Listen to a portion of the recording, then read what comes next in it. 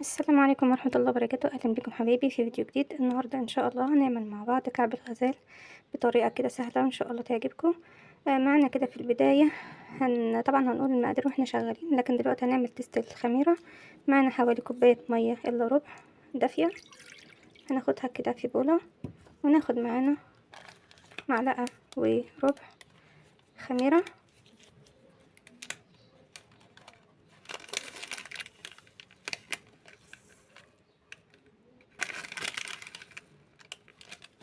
وهناخد كمان معاها 3 معالق سكر،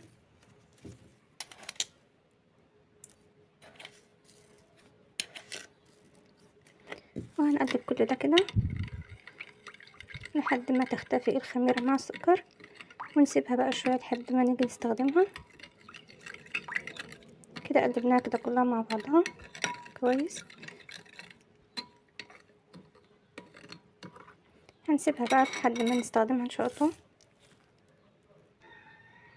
معانا هنا كيلو دقيق متعدد الاستخدام، انا منخلها كويس. هناخد بقى السمنة، ده حوالي كوبايتين الا ربع سمنة، انا حطاهم كده سمنة على زبدة وغليهم. هناخد كمان معاهم حوالي ربع كوباية زيت بالشكل ده، يكون زيت نضيف.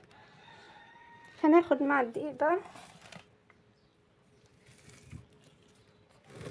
معلقة ملح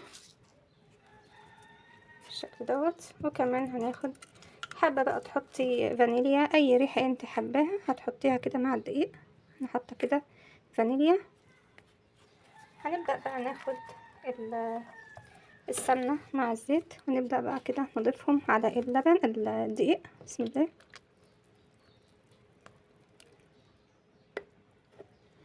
هنبدأ بقى نبسهم مع بعض. تعالوا بقى نقلب السمنة مع الدقيق كده. طبعا السمنة لازم تكون سخنة، مش قادحة يعني، لا، لكن تكون سخنة مش دافية علشان الدقيق ما يتكلكحش معاكي. نبدأ بقى كده نقلب كله مع بعضه، نبدأ بقى نستخدم ايدينا بدل المعلقة. هنبدأ بقى كده نبس السمنة مع الدقيق بالشكل دوت.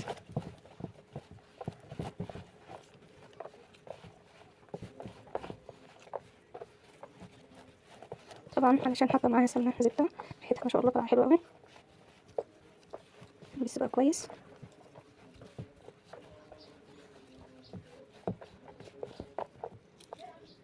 شايفين العجينة؟ تعالوا بقى ناخد الخميرة اللي احنا عاملينها هنضيفها كده، نبدأ بقى نعجن. بسم الله.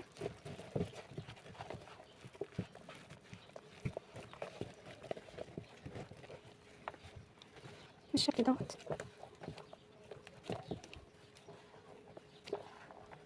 اصبحت كده الدقيق لين اهو. نبدأ بقى ندرسه كده مع بعض، ناخد كده نحاول ناخد اللي تحت علشان ما يبقاش فيه دقيق تحت، ونقلب كده كويس. حسيتي ان العجينه كده خرزت، هنبدأ بقى ننزل باللبن. معانا حوالي كوباية لبن تكون دافية. هنقلب كده كويس. نبدأ بقى ناخد اللبن، ناخد شوية كده منه ونعجن. طبعا هنعجن بيه الكوباية كلها او على حسب الدقيق بتاعك ما يعوز.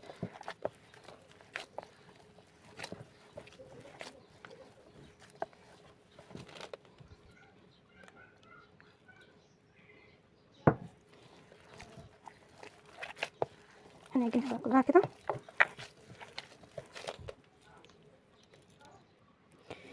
وعجنها بالشكل دوت. شايفين العجينة بالشكل دوت اهي.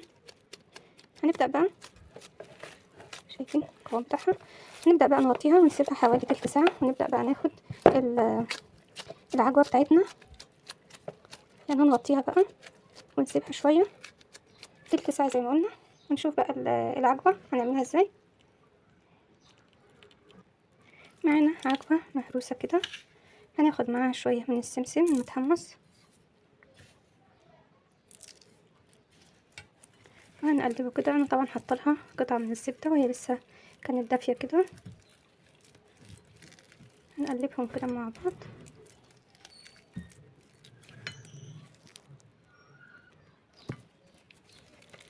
بالشكل دوت.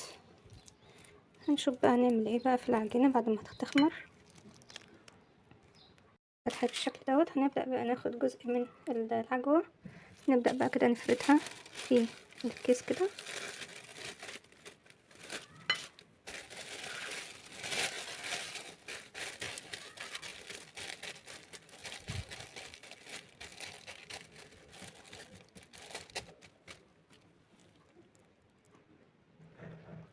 بالشكل دوت، ونحاول تبقى كلها نفس المقاس، متبقاش حتة رفيعة وحتة تخينة بالشكل ده. هنبدأ بقى نجيب العجينة بتاعتنا. هنبدأ بقى ناخد العجينة بتاعتنا بعد ما خمرت بالشكل دوت. هناخد بقى منها جزء كده،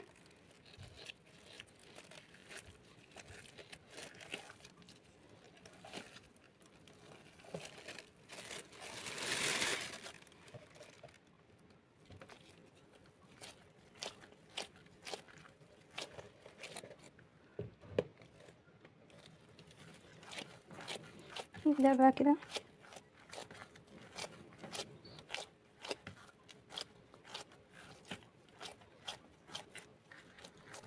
نبدأ بقى نفردها بالشكل دوت.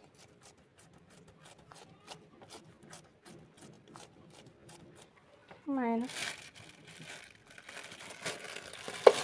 الفرادة، نبدأ بقى نفردها.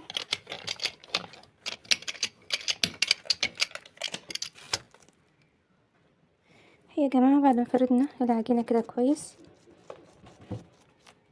نحاول كده نظبط الحروف بتاعتها. هنبدأ بقى ناخد العجوة اللي احنا فردينها، شايفين بتمشي معاكي وجميلة جدا لانها خمرة اختمرت كويس، فكده ماشية معاكي كويس خالص اهي. هنبدأ بقى ناخد العجوة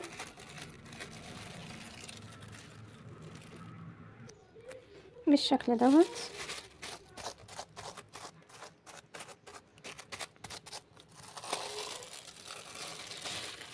نبدأ بقى نشيل الكيس.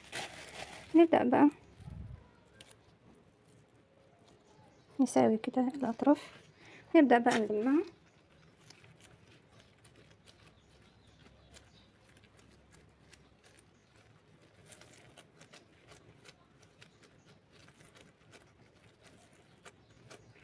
ونحاول كده نلمها على الضيق.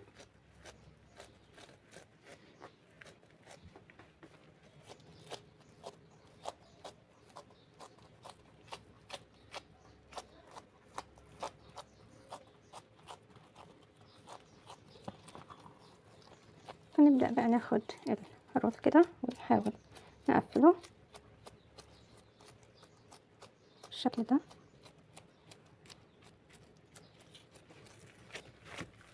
نبدأ بقى ناخد كده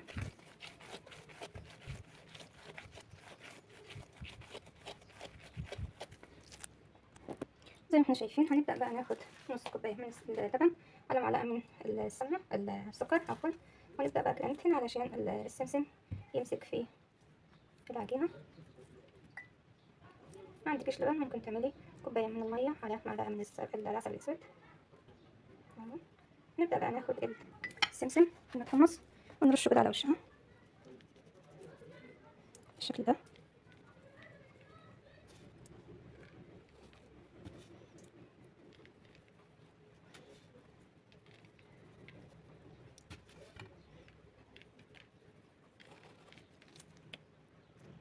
وهنبدأ بقى نقطعها بالشكل دوت.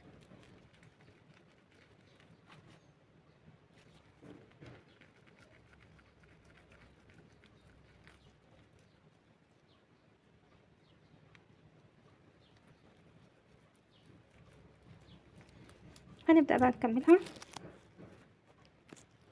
هنبدأ بقى نرصها في الصينية زي ما انتم شايفين الشكل بتاعها. هنبدأ بقى نرصها في الصينية وندخلها الفرن. هنسيبها شوية لحد ما ترتفع كده وندخلها الفرن على درجة حرارة 170.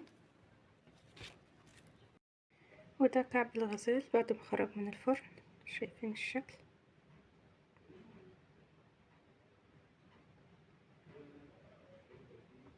طبعا دي مش المقادير كلها، لكن باقي لسه. يا ريت تجربوه ان شاء الله هيعجبكم. وطبعا الريحه ما شاء الله مع شويه السمنه البلدي اللي احنا حطيناهم جميله جدا. والف هنا. وده كان فيديو النهارده، وان شاء الله نتقابل في فيديو جديد. والسلام عليكم ورحمه الله وبركاته.